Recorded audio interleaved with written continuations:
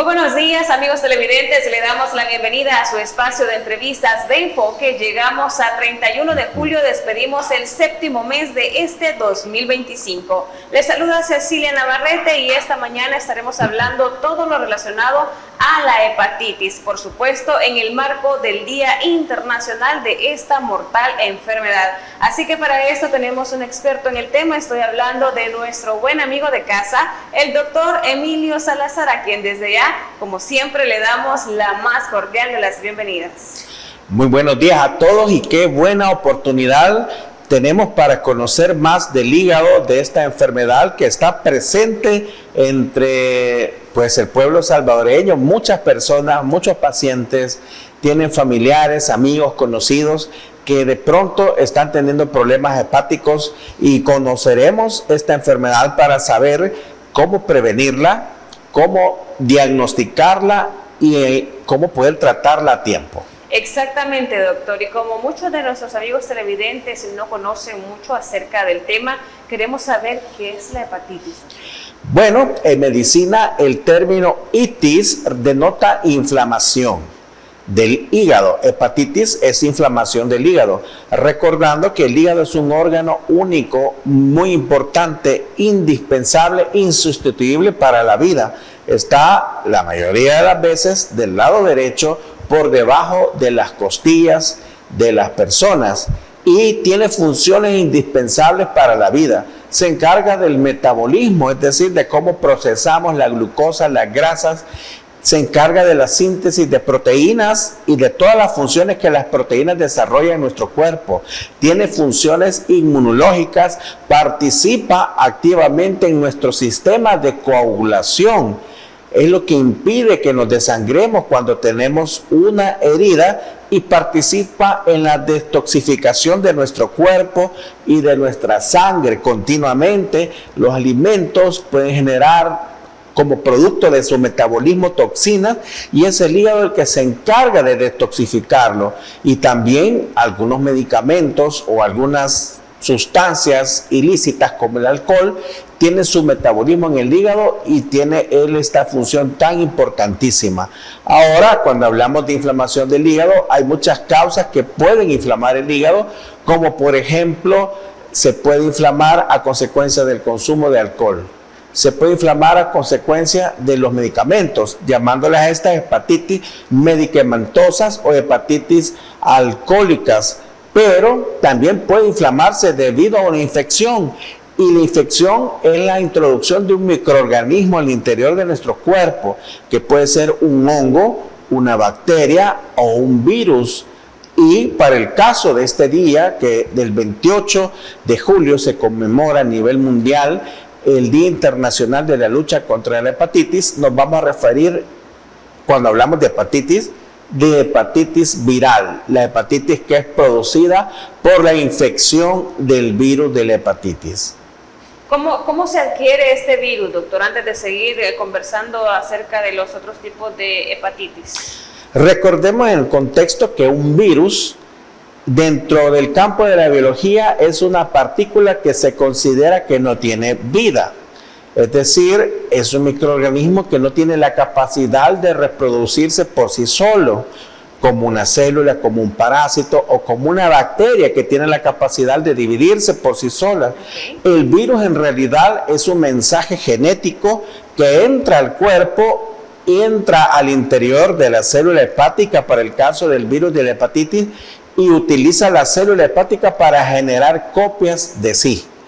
Entonces es un virus, y que lo conocemos en una clasificación que nos hace recordar el abecedario, porque puede haber virus de la hepatitis A, B, C, D y E. Y puede resultar hasta cierto punto confuso comprender las diferencias de los 5 virus de la hepatitis, porque algunas tienen un mecanismo de transmisión y otras tienen otro. Pero para hacerlo más práctico, de la A a la E son los virus de la hepatitis.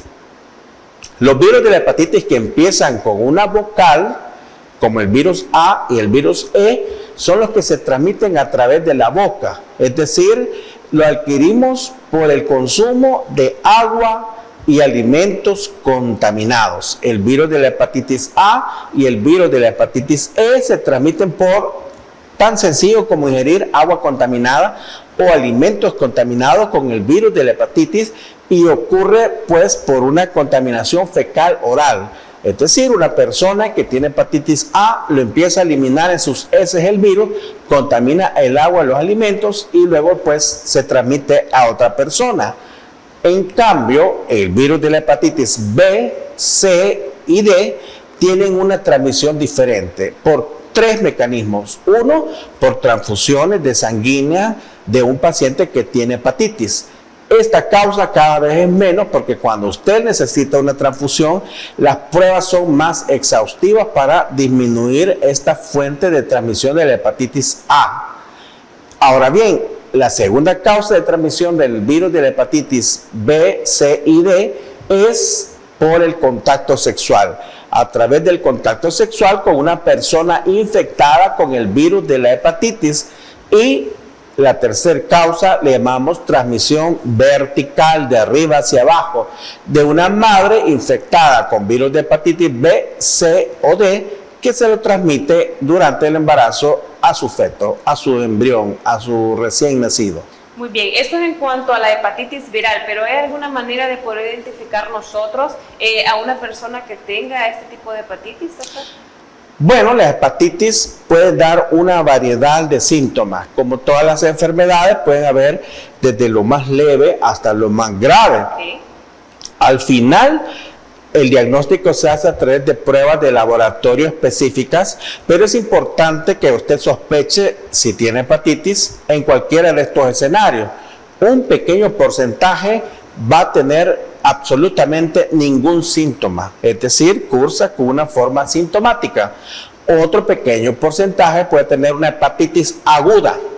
En medicina, el término agudo se refiere a algo reciente, de ayer, 2 días, 1 semana. Esto es agudo, le llamamos hepatitis aguda, y que puede tener cuadros pues con síntomas leves como fiebre, escalofrío, dolor de cabeza, dolor de cuerpo, náusea, vómito, dolor abdominal, diarrea, y en algunos casos los pacientes tienen una coloración amarilla que es más notable en los ojos, en la conjuntiva ocular.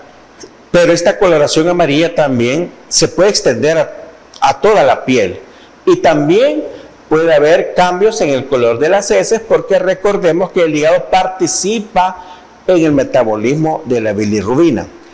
Pero hay un tercer escenario que puede ser una hepatitis fulminante. Una hepatitis fulminante es cuando la infección le da con la máxima severidad y produce la total falla del hígado, y eso puede comprometer la vida del paciente. Es una hepatitis tan severa que puede llevar a la muerte si no se diagnostica y trata a tiempo. Pero hay un cuarto forma de presentación, y es la hepatitis crónica. Estos pacientes usualmente superan la fase de los síntomas leves de fiebre, dolor de cabeza, dolor de estómago. Sin siquiera darse cuenta, doctor. No, probablemente no se dieron cuenta que era una hepatitis, pero el virus queda en el hígado por años, inflamándolo y destruyéndolo. Y lo que sucede en estos casos, y por eso es muy importante esta enfermedad, es que el virus está ocupando la célula hepática para generar copias. Entonces, el sistema inmune, nuestros anticuerpos, detectan que esto está sucediendo y contraatacan. Por destruir el virus, destruyen las células hepáticas, y esto genera inflamación, y en los años genera una cicatriz irreversible que ha dañado por completo el hígado. Muy bien, doctor. Hablemos en cuanto al tema de la cirrosis hepática. Bueno, hemos visto que las células hepáticas tienen inflamación a consecuencia de que el virus se está reproduciendo allí. Nuestro sistema inmune comienza a atacar estas células hepáticas, y a medida que logra destruirlas, esta célula es reemplazada por una cicatriz. A diferencia de la célula hepática, que participaba realizando todas las funciones del hígado, la cicatriz no tiene función. Cirrosis viene del griego que significa cicatriz. Es el mecanismo de defensa de nuestro cuerpo que convierte un hígado funcional, sano, en un hígado duro, rígido, pero que ya no participa en el mantenimiento de la salud del cuerpo y lleva finalmente a una insuficiencia hepática, que es que el hígado ya no realiza las funciones que tiene que hacer, y esto lleva finalmente pues a complicaciones en los pacientes que son muy difíciles de tratar, que desafortunadamente no se pueden revertir. Ahora bien, de todas las hepatitis, la hepatitis B y la hepatitis C son las que más están relacionadas con cirrosis hepática y con cáncer hepático. Lo interesante de esto, que ya vimos que la hepatitis A y la hepatitis E se transmiten por el agua, es que A y E la podemos prevenir simplemente con una adecuada higiene de nuestras manos, al preparar nuestros alimentos, al manipular los alimentos y al comer, al sentarnos a la mesa. Las mismas medidas que utilizamos para prevenir la tifoidea, las enfermedades diarreicas, son las que nos protegen de adquirir hepatitis A y E. La hepatitis E es menos frecuente, y para tener hepatitis E es necesario que usted haya adquirido la hepatitis B. Es decir, para tener hepatitis B necesita haber adquirido la hepatitis B. Y aquí viene algo muy importante e interesante, que la hepatitis B usted la puede prevenir con la vacuna contra la hepatitis B, que está disponible pues en las unidades de salud. Si usted se protege contra la hepatitis B, esta le brinda protección contra la hepatitis C y la hepatitis D. Entonces, el llamado es a que, si está a su alcance, usted actualice su vacunación contra la hepatitis B para prevenir, por supuesto, una infección de hepatitis, pero lo más interesante es que con esto usted va a poder prevenir el desenlace en una cirrosis hepática o incluso en un cáncer del hígado. Doctor, pero para poder decidir, me voy a vacunar, ¿hay una edad límite o cuál es el parámetro que uno tiene que tener para considerar, decidir llegar a una unidad de salud y solicitar esta vacuna? Usualmente esta vacuna se aplica en los niños a los 2 meses de nacer, pero también está disponible para los adultos. Entonces, pues, si usted desea vacunarse, puede hacerlo, porque esto le confiere inmunidad y protección. La misma vacuna contra la hepatitis B le brinda inmunidad para la hepatitis C y la hepatitis D. Y pues, si usted tiene alguno de estos síntomas que hemos mencionado, es muy importante que se acerque al establecimiento de salud más cercano o a su médico para que él pueda confirmar o descartar el diagnóstico de esta infección.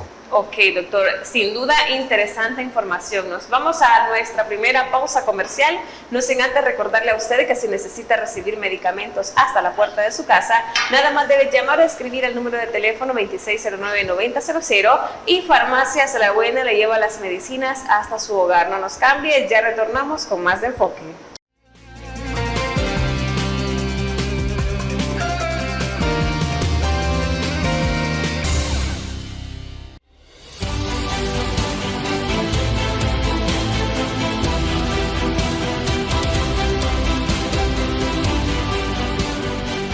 Nuestro compromiso, nuestra pasión, son algunas de las cosas que nos caracterizan como salvadoreños. Farmacia La Buena, la farmacia de todos.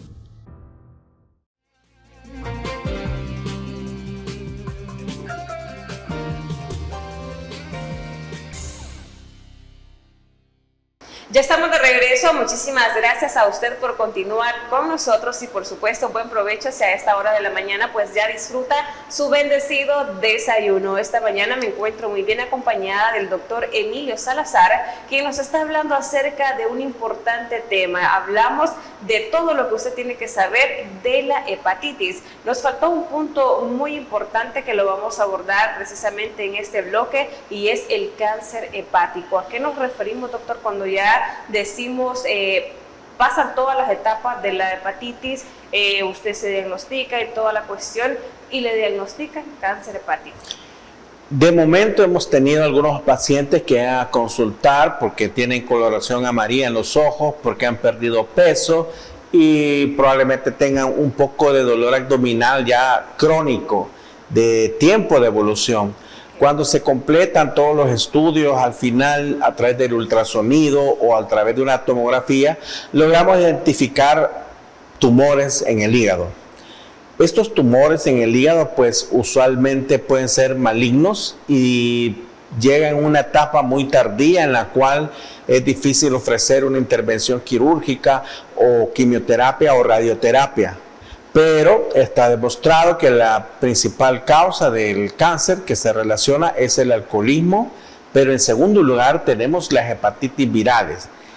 El daño que produce el virus a la célula hepática y toda la reacción inflamatoria del cuerpo es muy severo, que las células en afán de protegerse pierden la reproducción normal y de pronto empiezan a multiplicarse anormalmente y no producen más células hepáticas, sino que producen células tumorales.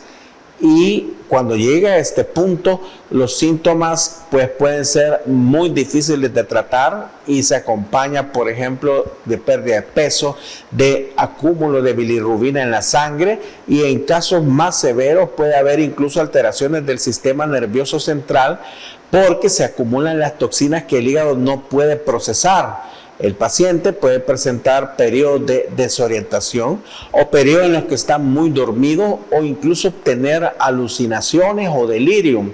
Esto es un signo de encefalopatía y es un signo de alarma que debe ser, pues, de alguna forma atendido en un hospital para poder intentar ayudar a revertir esta condición de encefalopatía. El cáncer hepático es bastante frecuente en los hospitales, en las emergencias, y es importante pues que las nuevas generaciones conozcan de todo esto, primero para prevenir la hepatitis, que ya vimos que la A y la E se previenen con nuestras normas de higiene, y el resto de la hepatitis pues a través de la inmunización, de la vacunación. Y también es importante tener un buen historial médico. Usualmente las personas que a esta fecha son adultos, pues en la infancia no habían, hace muchos años, hace 10, 20 o 30 años, no habían disponibles estas pruebas. Y nos hemos encontrado con pacientes que les diagnosticamos ya sea cirrosis hepática o cáncer hepático y no tienen un recuerdo o un antecedente bien preciso de tener un diagnóstico de hepatitis. Porque en el pasado, usualmente las hepatitis se diagnosticaban sin pruebas de laboratorio. Pero hoy por hoy es muy importante, en la medida de lo posible, identificar esta enfermedad para poder tener un adecuado tratamiento. Es decir, una persona que tiene hepatitis y que superó la enfermedad tiene que tener cierta vigilancia periódica para ver cómo va evolucionando el hígado, para ver si su hígado está desinflamado y también para tener un extremo cuidado de su hígado. Realmente todas las personas tendríamos que tener una dieta que proteja nuestro hígado, pero si usted tiene un antecedente de hepatitis o ya tiene síntomas de una cirrosis, es muy importante cuidar el hígado y esto lo cuidamos a través de una adecuada alimentación hepatoprotectora. Por ejemplo, el hígado no le agrada mucho las carnes rojas, el exceso de carbohidratos y muchos medicamentos. Entonces, una persona que ha descubierto que tiene un antecedente de hepatitis debe reforzar el cuidado de su hígado para prevenir o retrasar la progresión de una enfermedad. Es importante mencionar que una persona que ha tenido hepatitis no está condenada a tener cirrosis hepática ni cáncer. Es decir, alguien que me ve o me escucha puede decir, bueno, yo tuve hepatitis, entonces yo voy a tener una cirrosis. Definitivamente no es así, sino que un pequeño porcentaje de casos de personas que han padecido de la hepatitis, al final desarrollan esta cirrosis hepática. La meta que nos proponemos como médicos y en conjunto con la Organización Mundial de la Salud es poder erradicar estas enfermedades que son prevenibles antes del 2030. Es una meta que la Organización Mundial de la Salud se establece. Y esto se trata que, como podemos ver, tanto la hepatitis A como la hepatitis E, todas pueden ser prevenidas, algunas a través de nuestra higiene de las manos y otras a través de la inmunización. Como son enfermedades prevenibles, en teoría hay una probabilidad de erradicación de la humanidad. Doctor, en el caso de aquellas personas con serios problemas de alcohol, ¿están más propensos a poder desarrollar una cirrosis hepática? Es decir, sabemos aquellos que desde viernes pues ya están tomando, llega sábado, llega domingo y llega lunes y así están consecutivamente. La cirrosis hepática es una condición bastante frecuente en nuestro país. Sí. Y desafortunadamente cuando ya tenemos una cirrosis hepática o insuficiencia hepática avanzada, no hay un tratamiento curativo. No hay forma de volver en el pasado para cuidar el hígado. Lo que sí sabemos es que la causa más frecuente de una cirrosis hepática en El Salvador y en el mundo es el consumo de alcohol. Como explicamos al inicio, la célula hepática es la que se encarga de metabolizar, de procesar, de digerir el alcohol y convertirlo en una sustancia que el cuerpo pueda eliminar. En ese proceso de que el hígado lo convierte en una sustancia que lo va a eliminar por la orina, por el sudor, por el aire expirado, lo convierte en acetaldehído, que literalmente es un veneno. Es decir, la célula toma una molécula de alcohol y la convierte en acetaldehído. En ese momento la célula se destruye porque es una sustancia, una molécula, un compuesto químico altamente nocivo para la célula hepática. Es decir, que si usted consume hoy una copa de vino, una cantidad de ese alcohol, la cantidad que lleva el vino, sus células hepáticas la van a metabolizar para que usted la pueda eliminar en la orina. Y lo logra hacer, pero a un alto precio. Algunas células murieron en ese proceso. Por tanto, no es recomendado consumir alcohol bajo ninguna circunstancia. Ahora, su hígado tiene millones de células hepáticas que pareciera que consumir una copa de alcohol no hace daño, pero realmente sí lo está haciendo. Y si esto se prolonga en el tiempo, 10 años, 15 años, cuando usted llega a una edad privilegiada, arriba de 65 años, de pronto, desafortunadamente, usted puede notar que ya tiene insuficiencia hepática. La cirrosis hepática es relacionada directamente con el alcohol. En segundo lugar, se relaciona con la hepatitis. Pero también hay algo más que es muy frecuente que puede dañar nuestro hígado y es el alto consumo de carbohidratos. Porque si usted tiene una dieta alta en carbohidratos, su cuerpo la convierte en grasa y sus arterias literalmente están llenas de aceite. Y este aceite finalmente baña el hígado y se deposita en la célula hepática. Una célula hepática individual que capta la grasa y se llena de grasa, pues también se destruye y se convierte en hígado graso. El hígado graso que no se logra controlar, al final, después de muchos años, puede también ser una causa de cirrosis hepática. Y causas mucho menos frecuentes son medicamentos, enfermedades autoinmunes y otra serie de enfermedades propias del hígado. Muy bien, doctor, relacionado siempre al tema del hígado, ¿qué sucede con aquellas personas pues, que por A o B motivo han sido operadas y les ha sido retirada su vesícula? ¿El hígado está trabajando el doble o cómo es este proceso? El hígado tiene una íntima relación con la vesícula biliar y con el páncreas. De hecho, comparten unos conductos de salida común. Ahora bien, la vesícula biliar no tiene funciones indispensables para la vida. Es decir, que una persona sin vesícula biliar, una persona a quien le han extirpado su vesícula, puede tener una vida prácticamente normal. La vesícula biliar se encarga de que la bilis que produce el hígado la guarda. Es una vesícula, es como una bolsita, la guarda, la procesa, la termina de madurar y cuando la persona ingiere los alimentos y estos llegan al intestino, envían una orden a través del cerebro para que la vesícula se contraiga y pueda liberar la bilis para que participe en la digestión de los alimentos. Entonces, una persona que ya no tiene vesícula biliar, realmente lo único que va a tener afectado es ese proceso de concentrar la bilis y puede tener problemas, pues, en algunos casos digestivos que la mayoría de personas en el tiempo se van adaptando a esta condición de no tener vesícula, y cuando no logran adaptarse existen tratamientos de enzimas pancreáticas que son cápsulas que usted ingiere por vía oral y que pueden aliviar el problema. Entonces, en conclusión, una persona colecistectomizada no va a tener a futuro problemas en su hígado ni en su función hepática. Muy bien. Si hablamos en el tema de que ya mencionamos que muchas personas pues son asintomáticas, que a simple vista no podemos decir, pues usted tiene hepatitis, sin ser diagnosticada, ¿cuáles serían aquellas complicaciones que sí o sí llegan cuando ya la enfermedad está desarrollada, doctor? Cuando una hepatitis muestra su cuadro clínico, ¿después de cuánto tiempo, perdón? Es variable según el tipo de hepatitis. Okay. Es interesante que, por ejemplo, para la hepatitis A, el periodo de incubación, que es cuántos días después de que yo adquirí el virus, presento el primer síntoma, puede ser tan amplio como 2 a 10 semanas. Es un rango de tiempo muy amplio. Usualmente usted no va a poder detectar el origen de la infección si fue por vía oral. Peor si nos automedicamos, doctor. Nos duele la cabeza, vómito, va la pastillita. Pero una persona que ya tiene hepatitis se presenta con una fiebre muy alta, okay, con dolor abdominal, náuseas, vómitos, y puede haber diarrea o no haberla, y puede haber una coloración amarilla de la sangre y coloración amarillenta de los ojos y de la piel.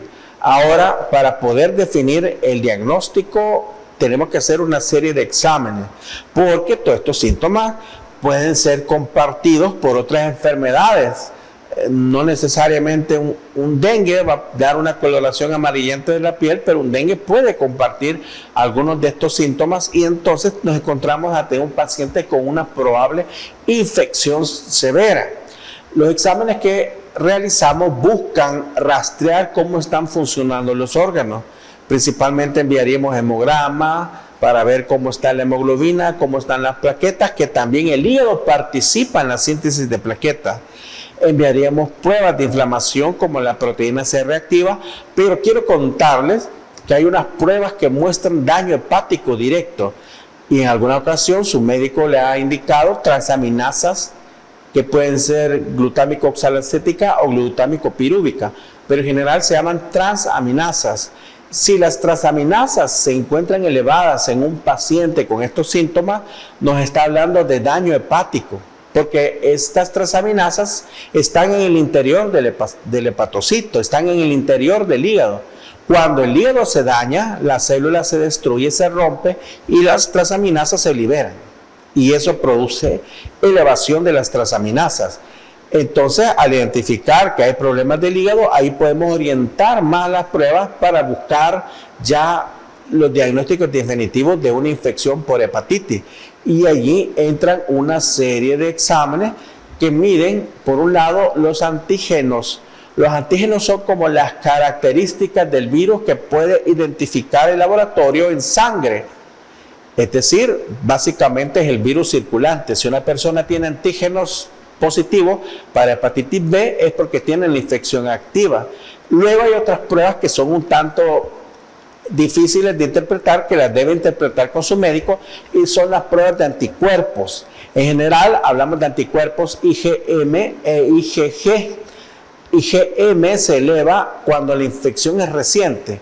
Es decir, una persona que nunca ha tenido contacto con el virus de la hepatitis, los anticuerpos para hepatitis tienen que estar totalmente negativos. Si usted tuvo hepatitis hace 3 años y en este momento usted no tiene síntomas y se toma una prueba de anticuerpos, la que va a resultar positiva es la IgG, que es la antigua, la memoria. Pero si usted tiene síntomas recientes y la prueba de anticuerpos IgM le sale positiva, eso nos está traduciendo que usted tiene una enfermedad activa aguda de reciente inicio. Pero al final, las pruebas definitivas son aquellas que buscan identificar el RNA o el DNA del virus, que son las pruebas moleculares, como la PCR-RT inversa para los virus de la hepatitis, para poder identificar estas cadenas genómicas en sangre. Muy bien, doctor, importante información. Nos vamos a pausa comercial, amigos televidentes, no nos cambien, ya retornamos con más de Enfoque.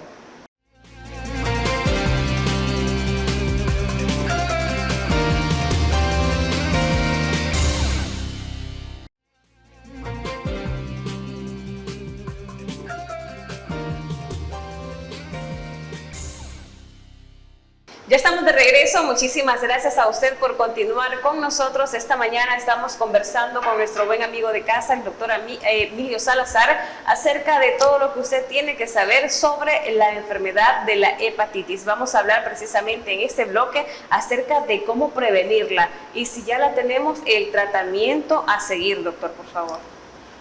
Bueno, muy importante que la meta de erradicar la hepatitis se basa en la prevención. Hay enfermedades que definitivamente no podemos prevenir, pero para la hepatitis hay mucho que hacer. Recordando que el lavado de manos es bien importante antes de sentarnos a comer, después de ir al baño, antes de preparar nuestros alimentos, asegurarnos de tener una adecuada higiene de nuestras frutas y verduras, de consumir nuestros alimentos calientes y tener claro cuál es la procedencia de estos alimentos. Con esto usted logra prevenir hepatitis A y hepatitis E. La hepatitis B, la C y la D la puede prevenir en primer lugar a través de la vacunación contra la hepatitis. Pero sabemos también que el contacto sexual con una persona infectada le puede generar una infección a usted con hepatitis. Entonces, una medida adicional de prevención es tener prácticas sexuales seguras, utilizar una protección de barrera, un método de barrera para prevenir la transmisión de hepatitis y de otras enfermedades de transmisión sexual. Las transfusiones cada vez pues el riesgo, la probabilidad es menor y esto se hace pues garantizando que las transfusiones sean seguras y que sean pues cuando de verdad estrictamente son necesarias por la condición clínica del paciente. Un paciente no se transfunde a menos que su hemoglobina tenga menos de 7 gramos sobre decilitro. A nivel mundial es un dato bien establecido. Ahora bien, no todas las personas son iguales, no todos los pacientes son iguales, pero en general aceptamos el rango de 7 gramos sobre decilitro para indicar una transfusión, a menos que exista otra condición, sangrado activo, hemorragia o alguna condición muy particular del paciente. Pero mientras, si usted no tiene menos de 7, no debe someterse a una transfusión sanguínea. Y la transmisión vertical de la madre al feto, pues no hay forma de prevenirla, sino únicamente reforzando las medidas de prevención. El tratamiento depende del espectro de gravedad que usted tenga.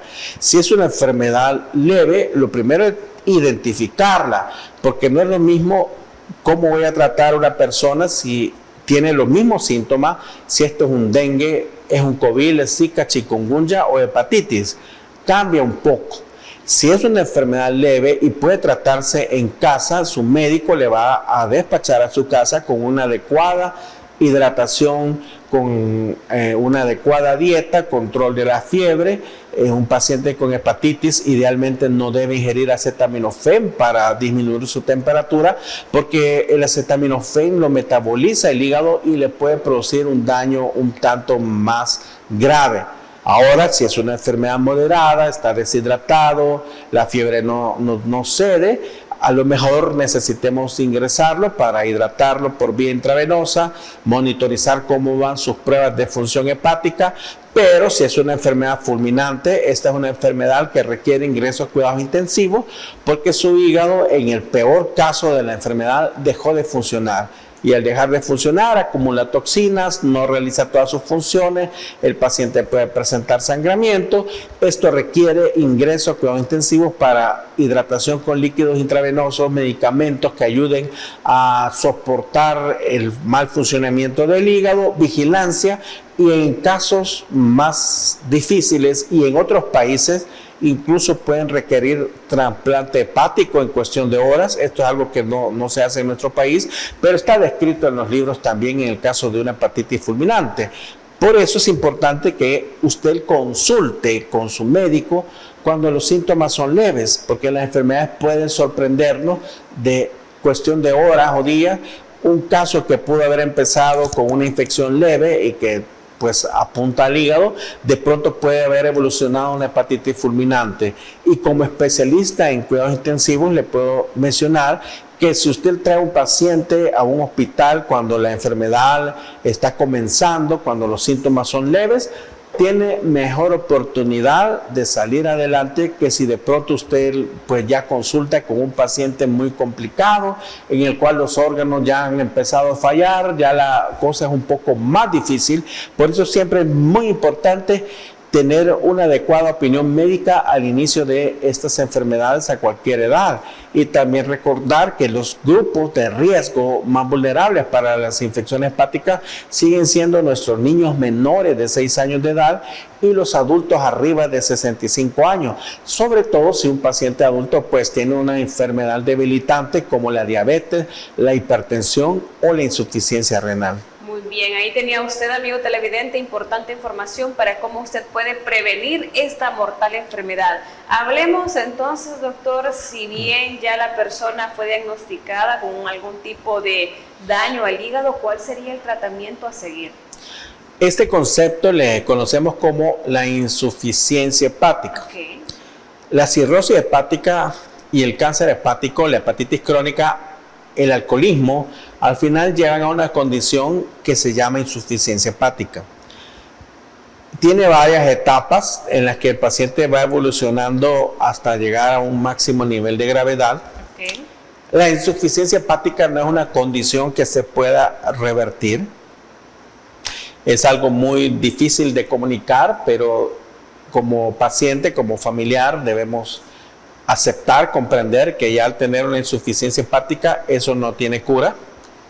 Importante aceptarlo, afrontarlo, y es importante también para no ser víctimas de tratamientos que puedan prometer resultados cuando está demostrado que esto no se puede revertir.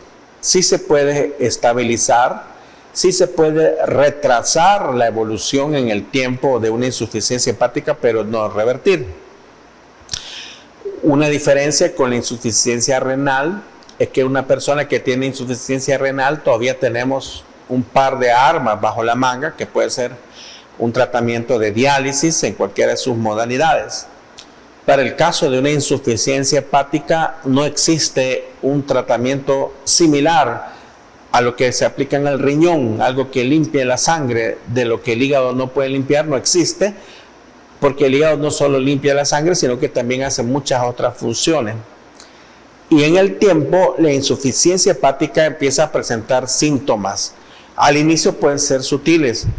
Una persona puede tener ya una insuficiencia hepática leve y apenas notarlo. Puede tener inflamación de los pies.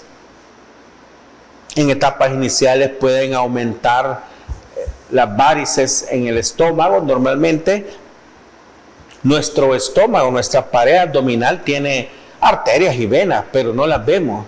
En los pacientes con insuficiencia hepática, de pronto se empiezan a ver las venitas en el estómago. Esto es un síntoma de problemas en el hígado, porque como el hígado se pone duro, una vena que anda por ahí en el hígado, que se llama porta, aumenta su presión, y esta vena se comunica con la vena del estómago y produce como varices en la pared abdominal. Estas varices que aparecen en la pared abdominal también pueden aparecer en unas venas que tenemos en el interior de nuestro cuerpo. En el esófago, en el estómago tenemos varices, y también pueden dilatarse, y ahí pueden estar. Muchas veces los pacientes se realizan endoscopías por otra razón, y ahí es donde nos encontramos que tienen varices. Estos podrían ser los síntomas iniciales, incluso podría agregar uno más, que es el temblor. Okay. Pacientes, cuando usted les toma la mano y les hace este movimiento, de pronto quedan temblando, y esto nos puede estar apuntando al hígado. Cuando ya la enfermedad avanza a otra etapa, pueden presentarse ya síntomas más graves, o de pronto se presentan a la emergencia con la historia que de pronto vomitó sangre. He tenido pacientes que no habían tenido aparentemente ningún síntoma, y ya llegan en una etapa avanzada que se presentan vomitando sangre. Y esto ocurre porque las varices que hablamos del estómago se rompieron y sangró. Y también puede haber casos en los que acumulen demasiada agua en la pancita. Por problemas del hígado empiezan a acumular agua, y acumulan tanto que les aprieta el tórax y no pueden respirar. Los pacientes se presentan a la emergencia porque no pueden respirar y están llenos de agua. O también puede haber casos de pacientes que de pronto tienen trastornos en el estado de conciencia, que de pronto se quedó dormido, no puede hablar, habla incoherencias, está desorientado, y esto también es otra forma de presentación de una insuficiencia hepática severa. Le llamamos coma hepático, coma de origen por una insuficiencia hepática. Todas estas emergencias ya son de una insuficiencia hepática severa.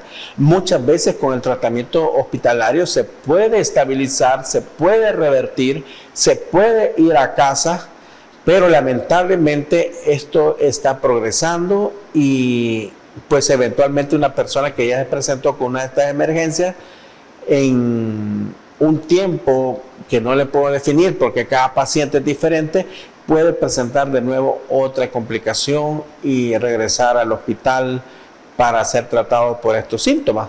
Por eso es importante conocer los síntomas para tener un adecuado control, pero sobre todo cómo podemos prevenir estas enfermedades. Muy bien, doctor, con esta explicación tan detallada nos vamos a pausa comercial. Amigo televidente, no nos cambie porque ya retornamos para finalizar con su espacio de entrevistas de Enfoque.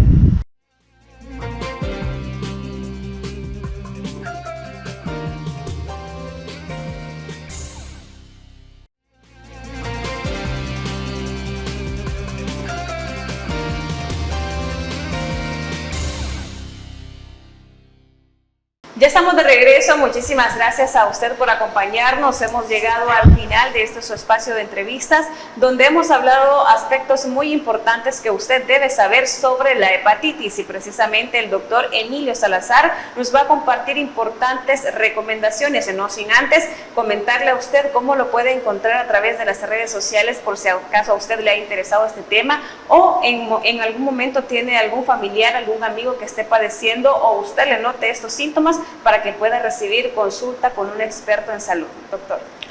Bueno, la información en salud es muy importante. Si usted tiene alguna pregunta o algún comentario, puede escribirme a través de las redes sociales, encontrarme en Facebook, Instagram como dr.Emilio Salazar. Si desea pues que evaluemos su caso, con mucho gusto podemos agendar una cita para poder evaluarle, tener un buen diagnóstico y brindarle un tratamiento adecuado. Así es. Para finalizar, doctor, recomendaciones importantes que usted no puede dejar pasar de comentarles en el caso de la hepatitis. Lo más importante es que usted puede prevenir esta enfermedad. Uno, a través de la vacunación contra la hepatitis, y dos, reforzando nuestras medidas de higiene, de protección contra estos microorganismos que básicamente empiezan con el lavado adecuado de nuestras manos antes de sentarnos a comer, antes de preparar nuestros alimentos, cuando los estamos manipulando y por supuesto lavar adecuadamente nuestras frutas y verduras. Pero si de pronto desafortunadamente usted tiene síntomas de esta enfermedad, es muy importante que no se automedique, que no use antibióticos. La hepatitis es una enfermedad infecciosa de origen viral que los antibióticos no tienen absolutamente ninguna razón de ser y le pueden acompañar de complicaciones, pero sobre todo también que no se autodiagnostique. Es importante tener claro a qué nos estamos enfrentando para poder tomar las medidas adecuadas que le ayuden a recuperar su salud. Muy bien, doctor. Quiero agradecer infinitamente el hecho de acompañarnos una vez más y poder brindar información tan importante a la población televidente acerca de las diferentes enfermedades. Naturalmente ha sido un privilegio estar acá. Que Dios me les bendiga. Les deseo una semana exitosa y con mucha salud. Excelente, y nosotros también lo esperamos nuevamente para seguir hablando de todas esas enfermedades, el tratamiento y por supuesto la prevención. Así que usted ya escuchó por ahí las redes sociales del doctor. Si tiene alguna duda pues puede contactarse con él. De esta manera nos despedimos. Muchísimas gracias a usted por su fiel sintonía. Nos vemos en una próxima emisión de Enfoque.